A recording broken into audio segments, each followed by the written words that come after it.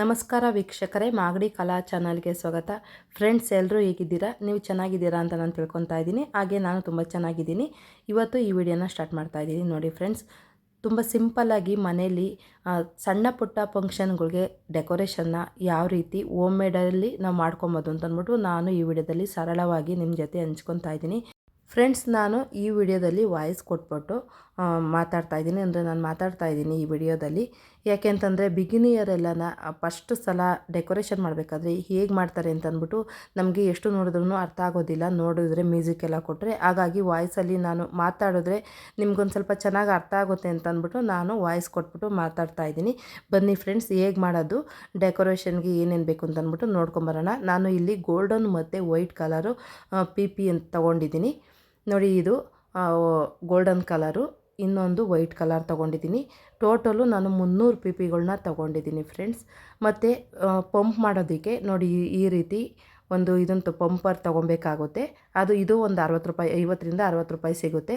ಮತ್ತು ಯಾವ ಪಿ ತೊಗೊಬೇಕು ಅಂತಂದ್ಬಿಟ್ಟು ನಾನು ಈ ವಿಡಿಯೋದಲ್ಲಿ ಹೇಳೋಕ್ಕಾಗಿಲ್ಲ. ಯಾಕೆ ಅಂತಂದರೆ ನಾನು ಅದನ್ನು ಬಿಸಾಡಿಬಿಟ್ಟಿದ್ದೆ, ಆ ಕವರ್ ಬಿಸಾಡಿಬಿಟ್ಟಿದ್ದೆ. ಹಾಗಾಗಿ ಗೊತ್ತಾಗಿಲ್ಲ. ನಾವು ಮಾಮೂಲಿ ಎಲ್ಲ ಅಂಗಡಿಗಳಲ್ಲಿ ತೊಗೊಂಬರ್ತೀವಲ್ಲ ಫ್ರೆಂಡ್ಸ್, ಅವು ನಾವು ಹೊಡಿತಾ ಇದ್ದರೆ, ಪಂಪ್ ಹೊಡಿತಾ ಇದ್ದರೆ, ಅಂದರೆ ಗಾಳಿ ಎಲ್ಲ ಊದ್ತಾ ಇದ್ದರೆ ಒಂದು ಸ್ವಲ್ಪ ಟ್ರಾನ್ಸ್ಫರ್ ಆಗುತ್ತೆ. ಅಂದರೆ ನೋಡಿದ್ರೆ ಎಲ್ಲನ ಗಾಜು ಥರ ಕಾಣಿಸುತ್ತೆ. ಆ ಪಿ ಆಗೋದಿಲ್ಲ. ನಮಗೆ ಡೆಕೋರೇಷನ್ ಮಾಡೋದಕ್ಕೇ ಬೇರೆ ಪಿ ಇರುತ್ತೆ. ಇವತ್ತು ನಾನು ಆ ಕವರ್ನ ಬಿಸಾಡಿಬಿಟ್ಟಿದ್ದೀನಿ. ಹಾಗಾಗಿ ಯಾವುದು ಅಂತ ತೋರ್ಸೋಕ್ಕಾಗಿಲ್ಲ. ನಿಮಗೆ ಬೇಕು ಅಂತಂದರೆ ನಾನು ಮುಂದಿನ ವಿಡಿಯೋದಲ್ಲಿ ಆ ಕವರ್ನ ತೊಗೊಂಬಂದ್ಬಿಟ್ಟು ಯಾವುದು ಅಂತಂದ್ಬಿಟ್ಟು ತೋರಿಸ್ತೀನಿ.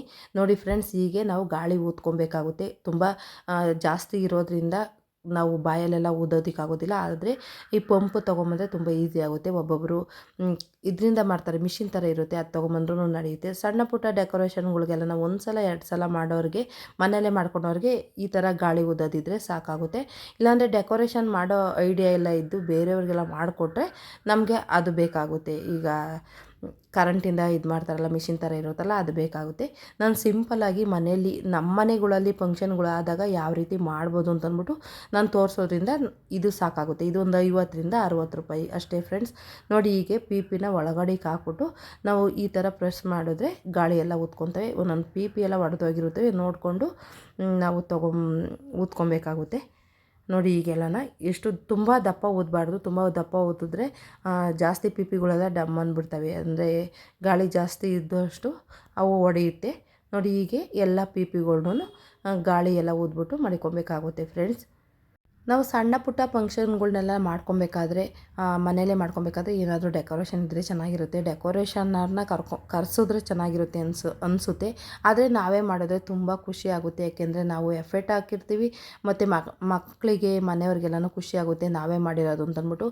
ನಾವು ಈ ರೀತಿ ಮಾಡೋದ್ರಿಂದ ಎಲ್ಲ ಕಲ್ತ್ಕೊಂಡಂಗೂ ಆಗುತ್ತೆ. ಮತ್ತು ಬೇರೆಯವ್ರಿಗೂ ನಾವೇ ಮಾಡಿದ್ದು ಅಂತಂದ್ಬಿಟ್ಟು ಒಂದು ಸ್ವಲ್ಪ ಹೆಮ್ಮೆಯಿಂದ ಹೇಳ್ಕೊಬೋದು ಫ್ರೆಂಡ್ಸ್. ನೋಡಿ, ಹೀಗೆಲ್ಲ ಮಾಡಾದಮೇಲೆ ಒಂದು ಸಲ ಗಂಟು ಹಾಕ್ಕೊಬೇಕಾಗುತ್ತೆ. ಇಬ್ಬರಿದ್ರೆ 2 ಪಿಪಿನೂ ಸೇರಿಸ್ಬಿಟ್ಟು ಒಂದಕ್ಕೆ ಗಂಟು ಹಾಕೊಂಡ್ರಾಗುತ್ತೆ. ಒಬ್ಬೊಬ್ಬರೇ ಮಾಡಬೇಕಾದ್ರೆ ಒಂದೊಂದು ಪಿಪಿನ ಒಂದು ಸಲ ಗಂಟು ಹಾಕ್ಕೊಂಡು ಆಮೇಲೆ ನಾವು ಇನ್ನೊಂದು ಪಿಪಿನ ಮತ್ತು 2 ಪಿಪಿನ ತೊಗೊಂಡು ಮತ್ತೆ ಗಂಟು ಹಾಕ್ಕೊಬೇಕಾಗುತ್ತೆ. ಅದು ಏನಾಗುತ್ತೆ, ಒಂದು ಸ್ವಲ್ಪ ಕೆಲಸನೂ ಜಾಸ್ತಿ ಆಗುತ್ತೆ. ಆದಷ್ಟು ಈ ಕೆಲಸ ಮಾಡಬೇಕಾದ್ರೆ ಇಬ್ಬರಿದ್ರೆ, ಇನ್ನೊಬ್ಬರು ಹೆಲ್ಪ್ ಇದ್ದರೆ ತುಂಬಾ ಚೆನ್ನಾಗಿರುತ್ತೆ ಫ್ರೆಂಡ್ಸ್. ನೋಡಿ, ಹೀಗೆ ನಾವು ಎಲ್ಲ ಬಲೂನ್ಗಳನ್ನು ಒಂದೇ ಸಲ ಊದಿ ಇಟ್ಕೊಬೇಕಾಗುತ್ತೆ. ಏಕೆಂದರೆ ಒಂದೊಂದೇ ಊದ್ಕೊಂಡು ಆಮೇಲೆ ನಾವು ಡೆಕೋರೇಷನ್ ಮಾಡಬೇಕಾದ್ರೆ ಆಗೋದಿಲ್ಲ. ಹಾಗಾಗಿ ಮೊದಲೇ ಎಲ್ಲ ಎಷ್ಟು ಪಿಪಿಗಳ್ನ ಬೇಕು ಅನಿಸುತ್ತೋ, ಎಷ್ಟು ಪಿಪಿ ಬೇಕು ಅನಿಸುತ್ತೋ ಅಷ್ಟು ಪಿಪಿನೂ ನಾವು ಒಂದೇ ಸಲ ಊದಿ ಇಟ್ಕೊಂಡು ಆಮೇಲೆ ನಮಗೆ ಯಾವ ಥರ ಡೆಕೋರೇಷನ್ ಬೇಕೋ ಆ ಡೆಕೋರೇಷನ್ ಮಾಡಿಕೊಂಡ್ರೆ ಸಾಕಾಗುತ್ತೆ ಫ್ರೆಂಡ್ಸ್. ಹಳ್ಳಿಗಳ ಕಡೆ ಸಣ್ಣ ಪುಟ್ಟ ಫಂಕ್ಷನ್ ಮಾಡಿದಾಗ ನಾವು ಡೆಕೋರೇಷನ್ನ ಕರೆಸೋದಕ್ಕಾಗೋದಿಲ್ಲ. ಹಾಗಾಗಿ ಈ ರೀತಿ ಮಾಡಿದ್ರೆ ನಾವೇ ಮನೆಯಲ್ಲಿ ಮಾಡಿದ್ರೆ ತುಂಬಾ ಎಲ್ಲರೂ ಇಷ್ಟಪಡ್ತಾರೆ. ಮಕ್ಕಳಿಗಂತೂ ತುಂಬಾ ಇಷ್ಟ ಆಗುತ್ತೆ ಫ್ರೆಂಡ್ಸ್. ನೋಡಿ, ಹೀಗೆ ನಾವೆಲ್ಲನ ಊದ್ಕೊಬೇಕಾಗುತ್ತೆ. ಎಲ್ಲ ಬಲೂನ್ಗಳೂ ಇದೇ ರೀತಿ ಊದ್ಕೊಂಡು ಮಡಿಕೊಬೇಕಾಗುತ್ತೆ. ನೋಡಿ, ಎಷ್ಟು ಈಸಿಯಾಗಿ ಊದ್ಬೋದು. ಬಾಯಲ್ಲಾಗಿದ್ದರೆ ಆಗ್ತಲೇ ಇರಲಿಲ್ಲ, ತುಂಬಾ ಕಷ್ಟ ಆಗೋದು. ನನಗೆ ಯಾವ ಥರ ಪಿ ಅಂತಂದ್ಬಿಟ್ಟು ಹೇಳೋಕ್ಕಾಗ್ತಾಯಿಲ್ಲ, ಮರ್ತೋಗ್ಬಿಟ್ಟಿದೆ. ನಾನು ಕವರೆಲ್ಲ ಬಿಸಾಡಿಬಿಟ್ಟಿದ್ದೀನಿ. ನಿಮ್ಗೆ ಬೇಕು ಅಂದರೆ ನೆಕ್ಸ್ಟ್ ವಿಡಿಯೋದಲ್ಲಿ ನಾನು ಅದನ್ನು ಹೇಳ್ತೀನಿ. ಆ ಪ್ರೈಸ್ ಬಂದು ಎಷ್ಟು ಅಂತಂದರೆ, ಒಂದು ಪ್ಯಾಕೆಟ್ಗೆ 50 ಪಿಪಿ ಇರುತ್ತೆ. 130ರಿಂದ 140, ಒಂದು ಸ್ವಲ್ಪ ಜಾಸ್ತಿ ಅಂದರೆ 150 ಆಗ್ಬೋದು ಅಷ್ಟೇ ಫ್ರೆಂಡ್ಸ್. ಅಷ್ಟು ಪ್ರೈಸ್ ಇರುತ್ತೆ ಇದ್ರದ್ದು. ನಾವು ಬಲೂನ್ನೆಲ್ಲ ಮಕ್ಳಿಗೆ ಕೊಡಿಸ್ತಾ ಇರ್ತೀವಲ್ಲ, ಆ ಬಲೂನ್ನ ತೊಗೊಂಡ್ರೆ ಅವೆಲ್ಲ ಬೇಗ ಗಾಳಿಗೆಲ್ಲ ಡಮ್ ಅಂದ್ಬಿಡ್ತವೆ. ಆದರೆ ನಾವು ಡೆಕೋರೇಷನ್ಗೋಸ್ಕರನೇ ಬಲೂನ್ ತೊಗೊಂಡ್ರೆ ಅದು ಡಮ್ ಅನ್ನೋದಿಲ್ಲ. ನೋಡಿ ಈಗೆಲ್ಲನ ನಾನು ಒಂದೊಂದೇ ಸಿಂಗಲ್ ಪೀಸ ಒಬ್ಬಳೇ ಇರೋದ್ರಿಂದ ಒಂದೊಂದೇ ಸಿಂಗಲ್ ಪೀಸ್ನ ಕಟ್ ಮಾಡ್ಕೊಂಡಿದ್ದೀನಿ. ಕಟ್ ಮಾಡಿಬಿಟ್ಟು ಎಲ್ಲ ಬಲೂನ್ನು ಒಂದು ಸಲ ಕಟ್ಟಿದ್ದೀನಿ. ಅದಾದಮೇಲೆ 2 ಬಲೂನ್ನ ಜಾಯಿಂಟ್ ಮಾಡ್ಕೊತಾ ಇದ್ದೀನಿ. ನೋಡಿ ಹೀಗೆ 2 ಬಲೂನ್ನ ಜಾಯಿಂಟ್ ಮಾಡ್ಕೊಬೇಕಾಗುತ್ತೆ. ಅದಾದಮೇಲೆ ಮತ್ತೆ ಇನ್ನೂ 2 ಬಲೂನ್ನ ಟೋಟಲು 4 ಬಲೂನ್ನ ಜಾಯಿಂಟ್ ಮಾಡ್ಕೊಳ್ಬೇಕು. ನಾನು ಫಸ್ಟು ಸಿಂಪಲ್ಲಾಗಿ ಬೇಗ ಬೇಸಿಕರು ಯಾವ ಥರ ಕಟ್ತಾರೆ ಮತ್ತು ಯಾವುದೇ ಸ್ಟ್ಯಾಂಡನ್ನು ಬಳಸ್ತಾರೆ, ಏನನ್ನೂ ಬಳಸ್ತಾರೆ, ಬರೀ ಪಿನ ಮಾತ್ರ ಯೂಸ್ ಮಾಡಿಕೊಂಡು, ಅಂದರೆ ಬಲೂನ್ನ ಯೂಸ್ ಮಾಡಿಕೊಂಡು ಸ್ಟ್ಯಾಂಡ್ ಇಲ್ದಂಗೆ ಯಾವ ರೀತಿ ಮಾಡೋದು ಅಂತಂದ್ಬಿಟ್ಟು ನಾನು ಸುಲಭವಾಗಿ ಎಲ್ಲರಿಗೂ ಅರ್ಥ ಆಗೋ ರೀತಿಯಲ್ಲಿ ನಾನು ಮಾಡ್ತಾಯಿದ್ದೀನಿ ಫ್ರೆಂಡ್ಸ್. ನೋಡಿ 4 ಬಲೂನ್ನ ಒಂದೇ ಸಲ ಎಲ್ಲ ಕಟ್ಕೊಂಡಾದ್ಮೇಲೆ ಒಂದೊಂದು ಕಟ್ಕೊಂಡಾದ್ಮೇಲೆ ಆಮೇಲೆ 2 ಜಾಯಿಂಟ್ ಮಾಡ್ಕೊಂಡಿದ್ದೆ.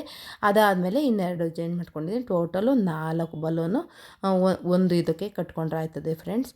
ನೋಡಿ ಹೀಗೆ ಎಲ್ಲನ ಕಟ್ಕೊಬೇಕಾಗುತ್ತೆ. ಎಲ್ಲ ಬಲೂನು ಕಟ್ಕೊಬೇಕು, ಉದ್ದಿರೋದೆಲ್ಲನ.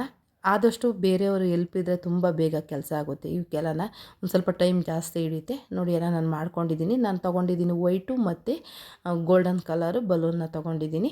ನೋಡಿ ಇದೇ ರೀತಿ ನಮಗೆ ಬೇಕಾಗಿದ್ದಷ್ಟು ಬಲೂನ್ನ ನಾವು ಮಾಡಿಟ್ಕೊಬೇಕಾಗುತ್ತೆ.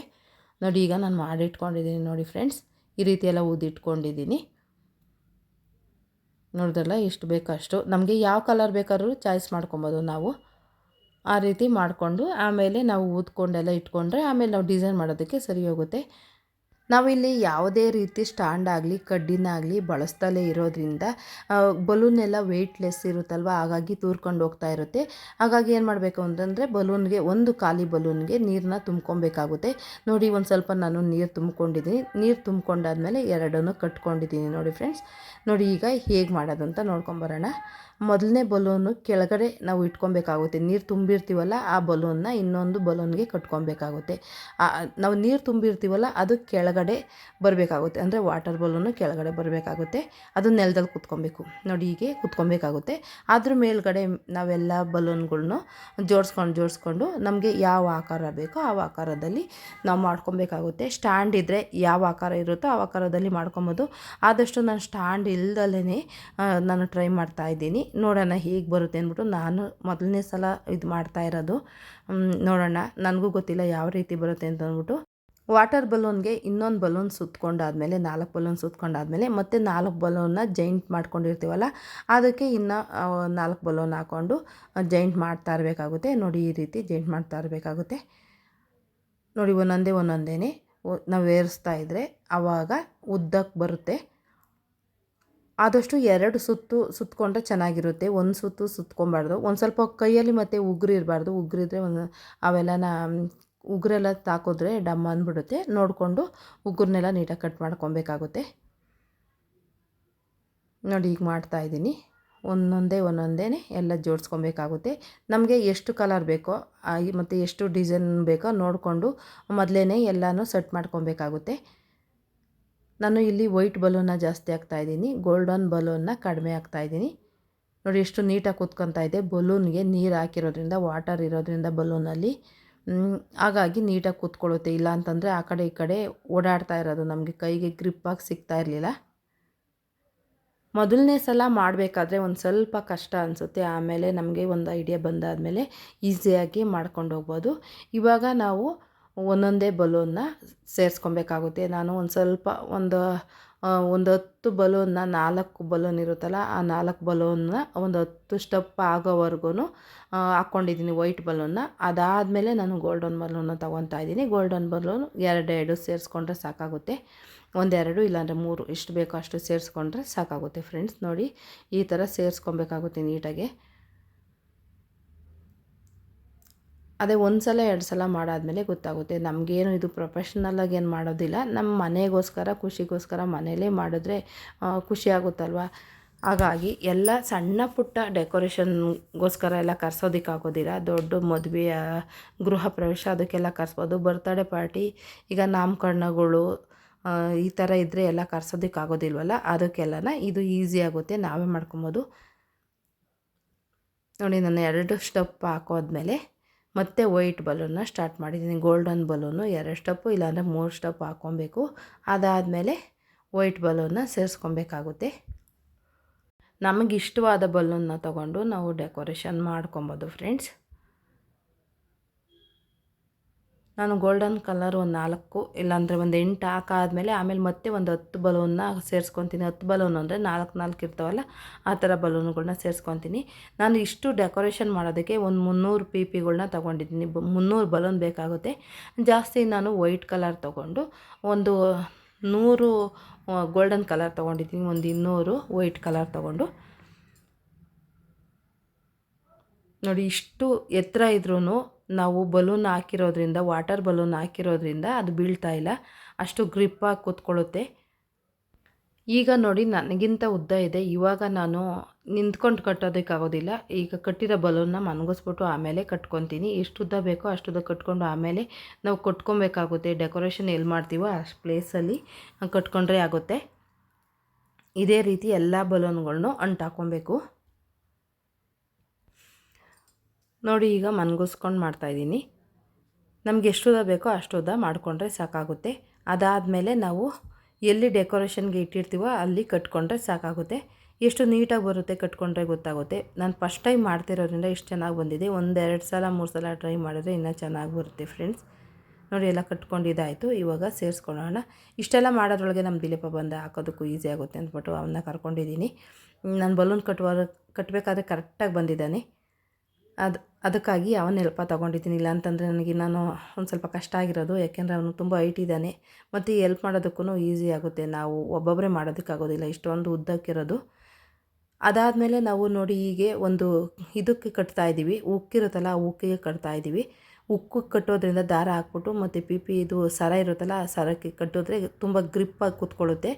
ಇಲ್ಲಾಂತಂದರೆ ಟೇಪ್ ಇರುತ್ತಲ್ವ, ಸೆಲೋ ಟೇಪು, ಆ ಸೆಲೋ ಟೇಪು ದೊಡ್ಡದು ತೊಗೊಂಡು ಅಂಟಿಸಿದ್ರೆ ಆಗುತ್ತೆ. ಆದರೆ ಇದು ತುಂಬ ತೂಕ ಇರೋದ್ರಿಂದ ಈ ಥರ ಉಕ್ಕಿಗೆ ಹಾಕ್ಕೊಂಡ್ರೆ ನಮಗೆ ಎಷ್ಟು ಉಕ್ಕು ಬೇಕೋ ಒಂದು 5-6 ಉಕ್ಕು ಬೇಕಾಗುತ್ತೆ. ಆ ಥರ ಹಾಕ್ಕೊಂಡು ಕಟ್ಕೊಂಡ್ರೆ ತುಂಬ ಈಸಿಯಾಗಿ ಯಾವುದೇ ರೀತಿ ಟೇಪ್ ಹಾಕ್ತಲೇ ನಾವು ಕಟ್ಕೊಬೋದು. ನೋಡಿ ಫ್ರೆಂಡ್ಸ್, ಯಾವುದೇ ಸ್ಟ್ಯಾಂಡು ಯೂಸ್ ಮಾಡಿಲ್ಲ ಮತ್ತು ಕಡ್ಡಿಗಳ್ನ ಯೂಸ್ ಮಾಡ್ದಂಗೆ ಎಷ್ಟು ನೀಟಾಗಿ ಮಾಡ್ಬೋದು ಅಂತಂದ್ಬಿಟ್ಟು ನಾನು ಸಿಂಪಲ್ಲಾಗಿ ಮನೆಗಳಲ್ಲೇ ಡೆಕೋರೇಷನ್ನ ಯಾವ ರೀತಿ ಮಾಡ್ಬೋದು ಅಂತಂದ್ಬಿಟ್ಟು ತೋರಿಸಿದ್ದೀನಿ. ಇವತ್ತಿನ ವಿಡಿಯೋ ನಿಮಗೆ ಇಷ್ಟ ಆಗಿದ್ದಲ್ಲಿ ಮಾಡಿ ಕಲಾ ಚಾನಲ್ನ ಸಬ್ಸ್ಕ್ರೈಬ್ ಮಾಡ್ಕೊಳ್ಳೋದ್ರ ಮೂಲಕ ನನಗೆ ಸಪೋರ್ಟ್ ಮಾಡಿ. ನೋಡಿ, ನಾವು ಹಂಗೂ ಟೇಪ್ ಹಾಕ್ಬಿಟ್ಟು ಅಂಟಿಸ್ತಾ ಇದ್ದೀವಿ, ಅದು ನಿಂತಲೇ ಇಲ್ಲ. ಅದಾದಮೇಲೆ ನಾವು ಇನ್ನೊಂದು ಉಕ್ಕು ತೊಗೊಂಬಂದು ಮಧ್ಯದಲ್ಲಿ ಕಟ್ಟಿದ್ದಾಯಿತು. ಇನ್ನೊಂದು 2-3 ಉಕ್ಕು ಹಾಕೊಂಡ್ಬಿಟ್ರೆ ನಾವು ಏನೂ ಟೇಪ್ ಹಾಕೋ ಅವಶ್ಯಕತೆ ಏನೂ ಇರೋದಿಲ್ಲ. ಆ ಕಡೆ ಈ ಕಡೆ ಜರುಗೋದು ಇಲ್ಲ, ಅಷ್ಟೊಂದು ನೀಟಾಗಿ ಕೂತ್ಕೊಳ್ಳುತ್ತೆ. ನೋಡಿ, ಆ ಕಡೆ ಸೈಡು ಈ ಕಡೆ ಸೈಡು ನಾವು ಟೇಪ್ ಹಾಕ್ಬಿಟ್ಟು ಕಟ್ಕೊಂಡಿದ್ದೀವಿ. ಅದಾದಮೇಲೆ ಮಧ್ಯದಲ್ಲಿ ಕೂತ್ಕೊಬೇಕಲ್ವ, ಮತ್ತು ಒಂದು ಉಕ್ಕು ತೊಗೊಂಬಂದು ಕಟ್ಕೊಂಡಿದ್ದಾಯಿತು. ನೋಡಿ, ಉಕ್ಕು ಹಾಕಿದ್ದೀವಿ. ಅದಾದಮೇಲೆ ಒಂದು ದಾರದಲ್ಲಿ ಕಟ್ಕೊಂಡ್ರಾಯ್ತು. ತುಂಬ ಸಿಂಪಲ್ಲಾಗಿ ಮಾಡ್ಕೊಬೋದು. ಆದರೆ ಒಂದು ಸ್ವಲ್ಪ ಟೈಮ್ ಹಿಡಿಯುತ್ತೆ. 1-3 ಜನ ಹೆಲ್ಪ್ ಮಾಡೋದ್ರಂತೂ ನಾವು ಒಂದು 1 ಅವರ್ ಒಳಗಡೆ ಮಾಡ್ಕೊಬೋದು. ಅರ್ಧ ಗಂಟೆಗೆಲ್ಲ ಆಗೋದಿಲ್ಲ, 1 ಅವರು 2 ಅವರ್ ಒಳಗೆಲ್ಲ ಮಾಡ್ಕೊಬೋದು. ಫಸ್ಟ್ ಟೈಮ್ ಮಾಡೋದ್ರಿಂದ ಒಂದು ಸ್ವಲ್ಪ ಕನ್ಫ್ಯೂಸ್ ಆಗುತ್ತೆ. ಹಾಗಾಗಿ ನಾವೇ ಮನೇಲೇ ಮಾಡ್ಕೊಬೇಕಾದ್ರೆ ಯಾವಾಗ್ಲೂ ಫಸ್ಟ್ ಟೈಮೇ ಮಾಡೋದು. ನಾವೇನು ಪ್ರಾಕ್ಟೀಸ್ ಆಗಿರೋದಿಲ್ಲ. ಏನೇ ಕಲಿಬೇಕಾದ್ರೂ ಫಸ್ಟ್ ಟೈಮೇ ಅಲ್ವಾ, ಕಲಿತಾ ಎಲ್ಲ ರೂಢಿ ಆಗುತ್ತೆ. ನೋಡಿ, ಈ ಥರ ಎಲ್ಲ ನೀಟಾಗಿ ಕಟ್ಕೊಂಡಾದಮೇಲೆ ನಿಮಗೆ ತೋರಿಸ್ತೀನಿ ಯಾವ ರೀತಿ ಬಂದಿದೆ ಅಂತ ಅಂದ್ಬಿಟ್ಟು. 3 ಕಡೆ ನಾನು ಇಲ್ಲಿ ಉಕ್ಕು ಹಾಕಿದ್ದೀನಿ ಅಷ್ಟೇ. ನಮಗಂತೂ ತುಂಬ ಖುಷಿ ಆಯಿತು, ಯಾಕೆಂದರೆ ಮೊದಲನೇ ಸಲ ಮಾಡಿರೋದ್ರಿಂದಲೂ ತುಂಬ ಚೆನ್ನಾಗಿ ಬಂದಿದೆ ಮತ್ತು ನೋಡೋದಕ್ಕೂ ತುಂಬಾ ಖುಷಿಯಾಗಿದೆ. ನಾವೂ ಅಷ್ಟೇ ಇನ್ನು ಸಣ್ಣ ಪುಟ್ಟ ಮನೆಯಲ್ಲೆಲ್ಲ ಕಾರ್ಯಕ್ರಮಗಳು ಆದಾಗ ನಾವು ಈ ರೀತಿ ಮಾಡ್ಕೊಬೋದು ಅಂತಂದ್ಬಿಟ್ಟು ನಮಗೊಂದು ಐಡಿಯಾ ಬಂತು.